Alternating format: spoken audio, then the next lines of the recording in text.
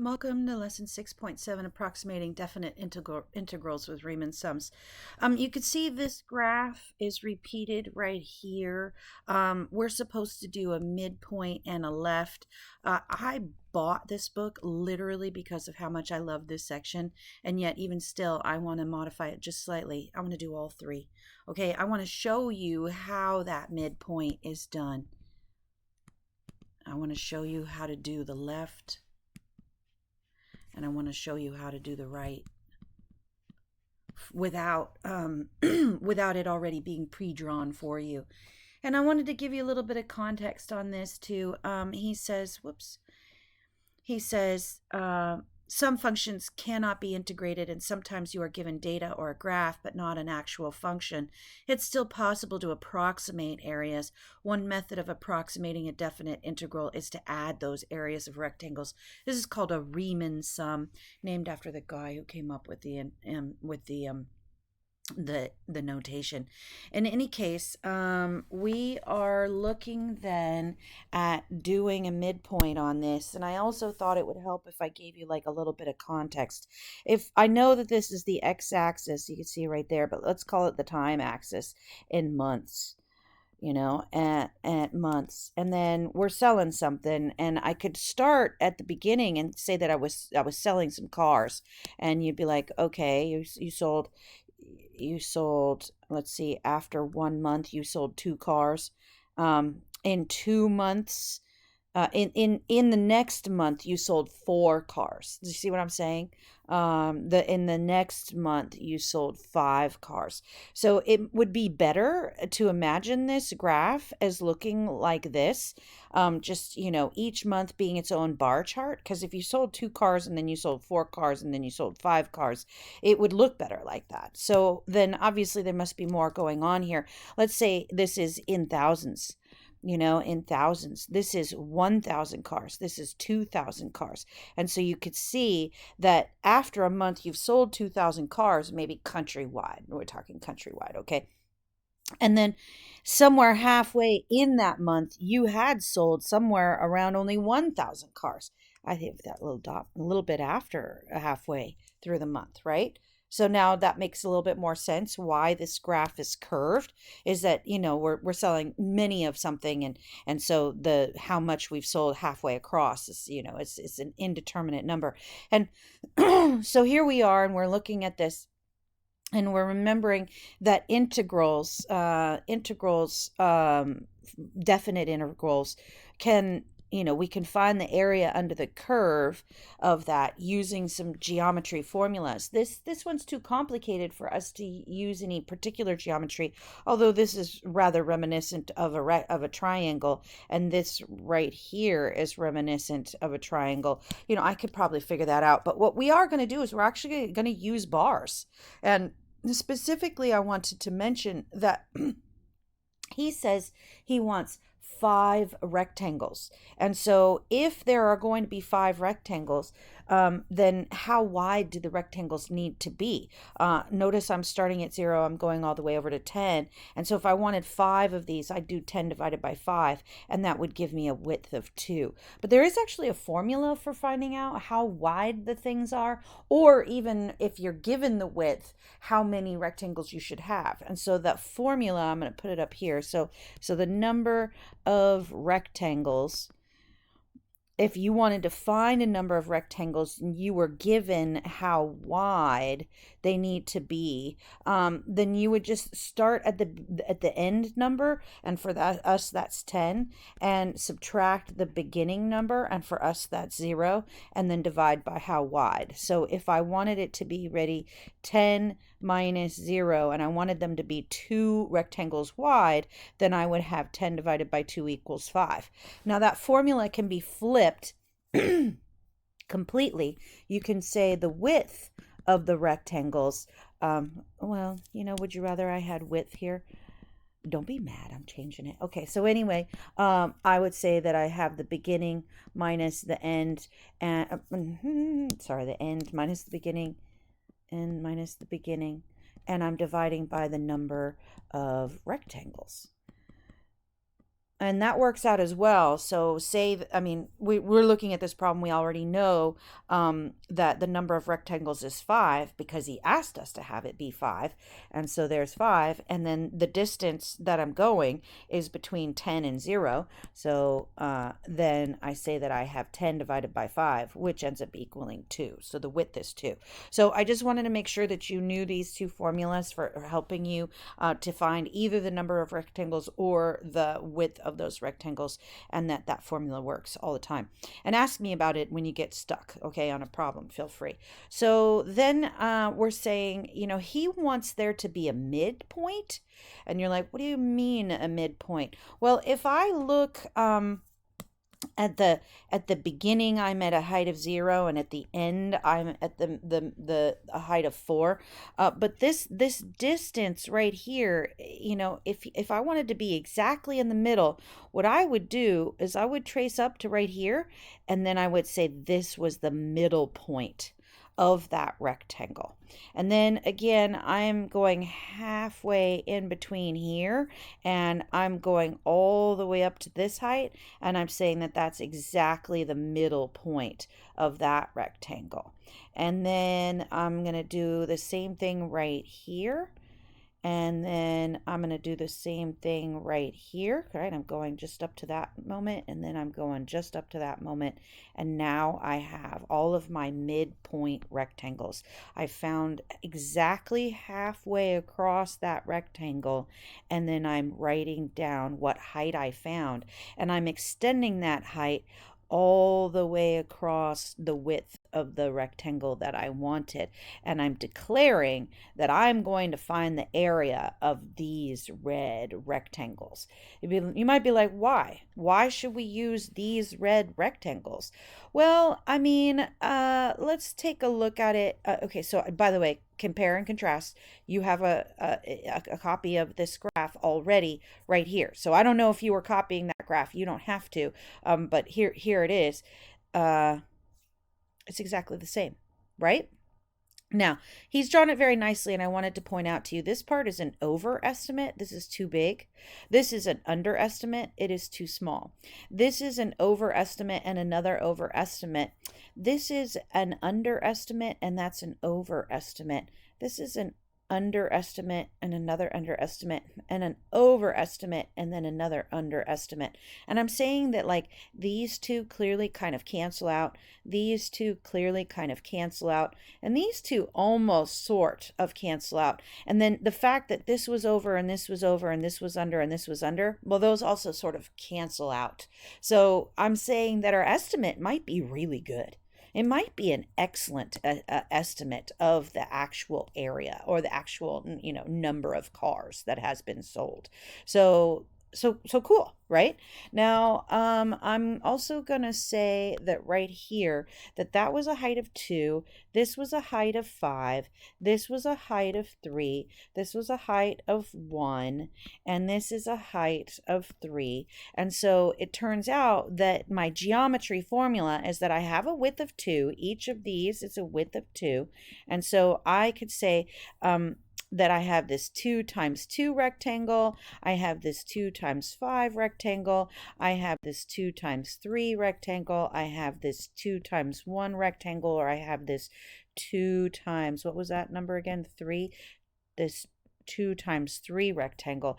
And I could, do each of those separately and then and then add them together. Or I could say that each of those rectangles was a width of 2 and then just write down the heights. I have a height of 2, I had a height of 5, I had a height of 3, and I had a height of 1, and then I had a height of 3, and I could add all of these up and then multiply them by 2, and I would get 28, okay? So this is my midpoint, and this is the kind of work that's, supposed to go right here.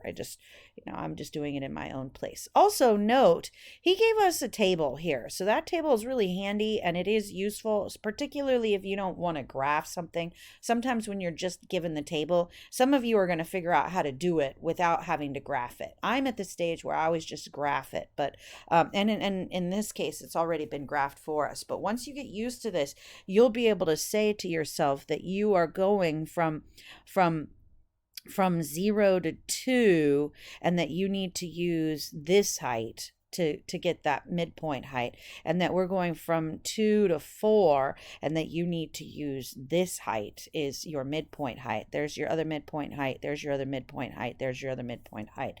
So you might be able to sort that out just by looking at the table and not actually have to make the graph. For now, please do make the graph. All right, so the next one is supposed to be my left Riemann sum. And instead of going in the middle, I'm going to go on the left. Now, I still am creating these subdivisions, these width of 2 subdivisions. I should do that in red still.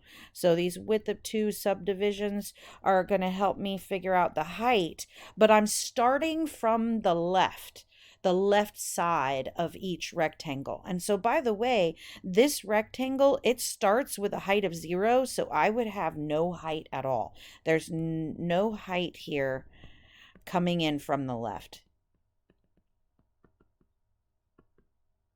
And so there's no rectangle. I'm basically going to ignore all of this. This was obviously a very bad underestimate because there is, an area there and I should be counting it. But if I'm doing this left method, I'm going to say that I'm just skipping it. And then not only that, but at the 2 mark where I'm starting my new rectangle right here, that height that I'm coming in from on the left is 4. And so I'm going to cut across and I'm going to come down. And so this height of being a 4 is also clearly an underestimate on both of those.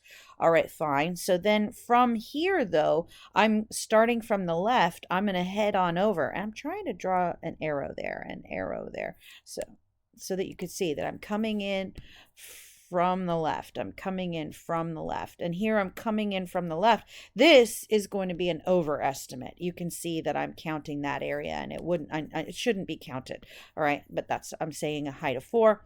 Right here, I'm coming in from the left, and that height was, from the left. I'm coming in from the left. Where's the left? Oh, right there. Yeah, I go up from this point 6 and I hit that function, and as soon as I found that intersection of 6 and that function, I head straight left. And so this is also an overestimate, and I'm going to call that a 2, a height of 2. And then again, I'm right here. I come up and I hit that function, and then I'm going to head left. And now that I'm heading left, I also see that that's a height of 2. So when I end up looking at this, I've got an underestimate, I've got an overestimate, I've got an overestimate, and I have an underestimate. Overall, I would say that this will be an underestimate. It's not great. The left one for this guy is not great. And so I would say the integral from 0 to 10 of f of x dx is going to end up being, oh, and by the way, little approximation symbols here, please. Little approximation symbols here, because these are only approximately. And since our subdivisions are quite wide and our numbers are quite small, these are fairly bad estimates. They're pretty bad. So the smaller the rectangles, the better the estimates are, the closer we would get to the actual number. But in any case, I'm going to say that I have a width of 2 for each of these rectangles, and I had a height of 0, and then I had a height of 4 and a 4 and a 2 and a 2. And I'm going to tell you right now that ended up getting me approximately an area of 24. And so then I would want to do the right Riemann sum. And here you don't have this graph. If I'm looking at your lecture notes, I don't think you have it. Do you have it? No, example 3 just moves on to a different style. And he's showing you a right Riemann sum without even showing you a graph. So I wanted to show you the right on this graph. So if you want to copy it down, great. If you just want to watch, that's fine too. So again, my subdivisions are every 2 squares, and then I'm coming in from the right. So I'm coming in this way, and then I'm going to head right, and then I'm coming in this way, and I'm going to head right. I'm coming in this way, and I'm going to head right. I'm coming in this way, I'm going to head right. And I'm coming in this way, and I'm going to head right. And so this is a height of 4, and a height of 4, and a height of 2, and a height of 2, and that's a height of 5. And so I would say that the integral from 0 to 10 of f of x in the right Riemann sum would be a 2 times the 4 plus the 4 plus the 2 plus the 2 plus the 5. Okay. And going back to that table for a moment, if you were doing lefts, then you're looking for that height of 0 and then a 4 and then a 4 and then a 2 and a 2. And do you see how that happens predictably after every other one? And so you could have, you can identify it from the table sometimes. Some kids can't. I have a hard time with it, but I just wanted to mention that you should feel free to give it a try. And then over here on the right one, we were looking at a height of 4, 4, 2, 2, and 5. And notice that that would then be 4, 4, 2, 2, and 5. And again, they happen very predictably. But you just have to figure out when to start looking, because before I started here and then I used that and then I used that and then I used that, and that would have been the right Riemann sum. But for the left Riemann sum, for the left Riemann sum, but now for the right Riemann sum, I do the ones that are circled. So you see what I mean? The table's there for you. If you could figure out where to start, then you can figure out where to go from there. And I'm going to do that actually right now. Approximate another Riemann sum from 0 to 10 by using 4 subdivisions. So I want 4 subdivisions, means this formula that I was mentioning to you guys, this formula, number of rectangles, I want it to be 4, and I know I'm going from 0 to 10, and so I don't know what the width is. Okay, whoops, I didn't want to use that formula. I wanted to use this formula. Ready? I wanted to do that. I don't know how many rectangles I'm going to have. I don't know what my width is. I want to have, though, 4 rectangles. 10 to 0 over here like this will be 10/4, will be 5 halves, will be 2.5. All right, 2.5. So then I'm coming in and I'm saying every 2.5, I want to know what's happening. So the integral from 0 to 10 f of x dx is going to be approximately equal to, oh, he says 4 subdivisions using the data in the table. Well, you notice how I figured out that it was going to be 2.5 boxes wide? Well, I don't have that data. I don't know what's happening at 2.5. I do know what's happening at 5, but I don't know what's happening at 7.5. So it turns out that when they force us like this with these kinds of numbers, he's saying subdivisions, but they're not going to be equal. They are not equal. How did I know that they were not equal? Well, I knew because it should have been 2.5, and I don't have that data. So I will tell you, I can go from here to here, and I can go from here to here, and then I can go from here to here, and then I can go from here to here, and those would be my widths and my subdivisions. Let's see, he draws a little graph like this. He says, let's go from 0 to 2. See what I mean? From here to here, let's go from 0 to 2, and then let's go from 2 to 5. And so you see, that's what I was saying, is we go from 2 to 5, and then we go from 5 to 9, that's this guy right here, and then we go from 9 to 10. So I guess maybe drawing the arrows on the top would have been better. So this distance here then, from here to here, the distance of 2, and the height that I reached was 8. And then from here to here, that distance is 3. And the height that I reached was a 2. And then I have the distance from here to here is 4. And I reached a height of -1. Don't worry about it. It's just a negative height. It's no big deal. It's just going to be a negative area. And then I'm going from 9 to 10, and that distance is 1. And I reached a height of 0. And so I'll multiply that by 0. And so 2 times 8 is 16. 3 times 2 is 6. 4 times -1 is -4. And 1 times 0 is 0. And so that's going to be my answer, approximately equal to 18. Okay. Now, the next one, it's actually a graph.